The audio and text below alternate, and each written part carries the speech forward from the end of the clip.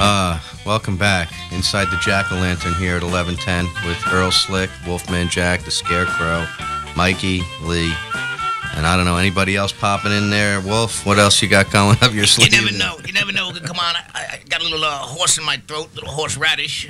Need another Bloody Mary. Nice. Well, listen, we want to say hello to Uncle Buck out there for stopping in. We didn't realize Uncle Buck's history. Besides being a well-renowned, he's wired up also, from what I heard too. Speaker on the air here. He's has some history in the building business and the modular business especially. So, why don't you say hello out there, Buck? Hello there, guys. Nice to talk with you guys. I'm listening to you guys on the way over. I used to hook a lot of those houses up, and they're well-built modular homes. I know a lot about them. Are they still standing up too, Buck? They're just as good if you put one together. Exactly.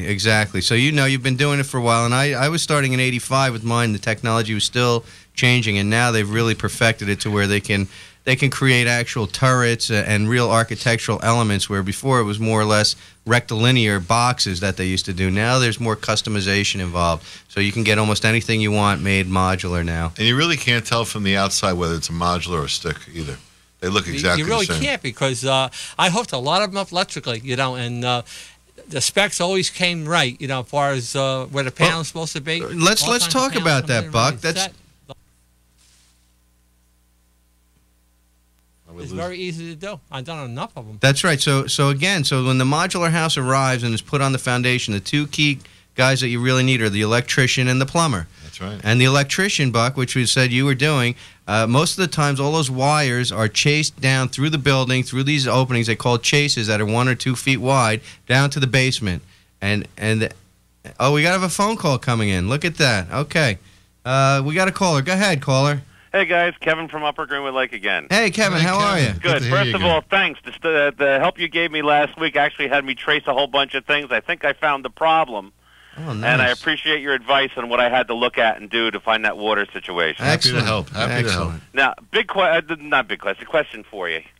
If in fact I want to put up a home and I decide to go, whether it's and I don't know if there's a difference between doing a modular or like one of those log kits. Okay, log would be considered sort of component. It's a component building. Okay.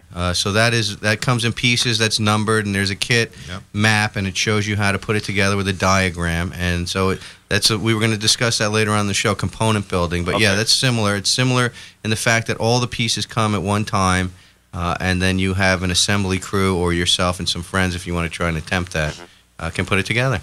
Okay, now I'll listen to the show later on to hear about that.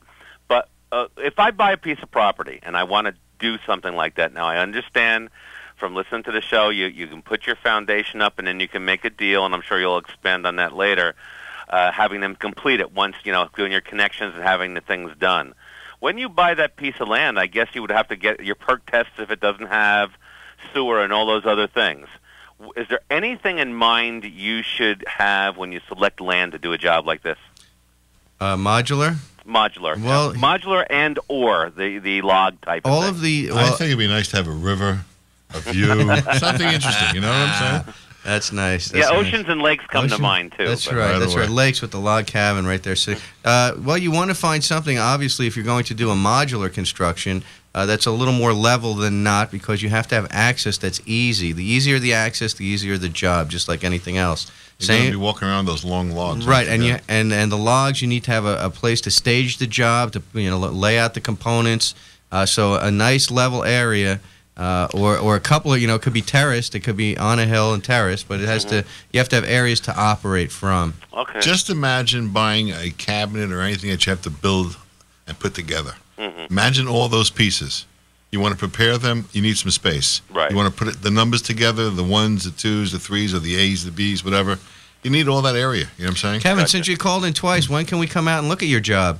I'll tell you what. I'll make a date and have you come take a peek. That would be great. Because I do have stuff in the house I'm in right now that has to be looked at. I mean, I got to do something with my kitchen, so I guess that's Mike's area. That's Mike's area. That's good. And then we are looking at possibilities for the future. And I was told once by a builder that I knew that if he ever builds something for himself again, he was going to go a modular kit, because everything becomes right angles and everything's true. There's no jury rigging in it. That's right. It is actually built to a much stronger standard, because it has to be transported down the road. That's the thing.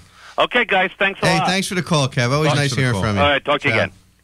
That was a nice call. So, yeah, that's always good. And I want to thank the folks that have been calling us up, and we've been out on a couple of prospective jobs and doing some interviews. We did have an at a level up in Greenwood Lake that we were looking at, so that's always nice off of the show. And keep the calls coming, folks. We appreciate it. If there's anything we can do, obviously, here's the time to talk to us live. So, we have a couple of nice giveaways and a couple of bonus questions here. We have Wolfman Jack sitting in the studio over here with us, out from, reincarnated from the dead. And it's unbelievable. It's just an unbelievable show. I can't believe there is almost a full moon in the studio here now with the Wolf here. And we know that once that happens, which is close to about 20 minutes from now, the Wolfman's going to really just erupt into all kinds of craziness. So, Mike, I just don't know what to say. But let's get into the components. Since Kevin called up, and we were talking about modulars, and modulars come in blocks. Modulars come in blocks. So we have, the components that come out, and they come in the truck and a tractor trailer. Instead of the house component coming on a trailer, finished, completed, sheetrocked, windows in, siding on. Boxes are done. You're right. Everything's done. Bathrooms are all in place. This now comes where the bathroom elements are shipped independently in their crates, where the wood is shipped in either pre-constructed wall and floor deck systems, or in pieces, like if you're going to do a wood cabin house, the logs are labeled and numbered, and they come in the trailer component pieces, and you have to take them out and lay them out according to where they're going to be placed, and then you have to start stacking them. You got to deal with the weather also. And you have to deal with the weather, and you have to deal with your wife telling you what's taking so long. Why isn't it done? Oh, my goodness. When am Forget I going about to it. get there? Call up the modular company and call up American Design and Build. We would love to take the heat for you for that, okay? Especially Earl. Earl likes to take the heat. If anybody wants to know when the job will be done, Earl has no problem telling them when the job will be completed. Earl will tell you exactly what's going on. Right, Don't worry. so Honesty is the best policy. that's right. Be straightforward, be honest, and we'll get it done. All Yep. good things come from And honesty. you, in Earl. turn, will also recommend us for the next job like everyone else does. That's right. And all we expect from every person that we deal with is 2 other jobs. That's it. That's all. And again, we've been getting some emails about this subject matter, so we're covering it today. And we hope that the folks who emailed and are listening and not calling are getting the answers that they are looking for out of the information we're sending out over the air here. Thanks a lot for the emails also. So now, Mike, there is a National Modular Home Builders Association, just like there's a regular Home Builders Association, but it's really for the manufacturers. It's more of a clearinghouse where manufacturers get accredited by the United States government that they are running an authorized modular factory or facility or production facility. And now there are companies that don't have that. And then you sort of run the risk of perhaps not having the proper construction techniques being followed. It'd be also nice to work with a modular company that's been around for a few years. Or somebody, you go and look at their That keeps up with factory. technology. It's always advisable, and now I've done this, since over the past 25 years. Like I said, we used to go to Pennsylvania to Kaplan Homes, to Signature Homes, Lion Homes, Penn Lion. It used to be Penn Lion, now it's Lion. And we decided in Chelsea Homes, which is right up the road here in our backyard, and we've seen all, visit the factories.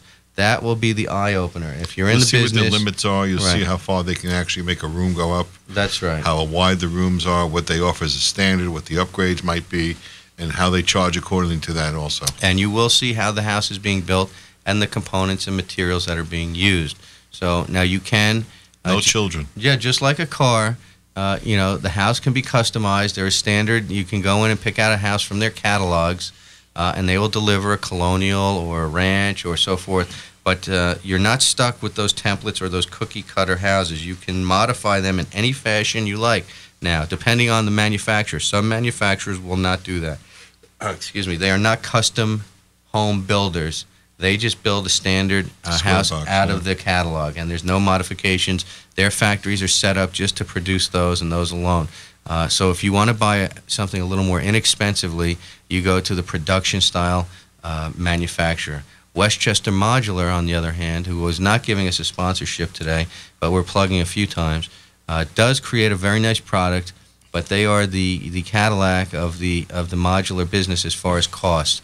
You are paying a little extra there, but you are getting a lot in value. So More options. and you have A many nicer options. finished product. Correct. More choices. And they have up in Pauling, if you go out to their site.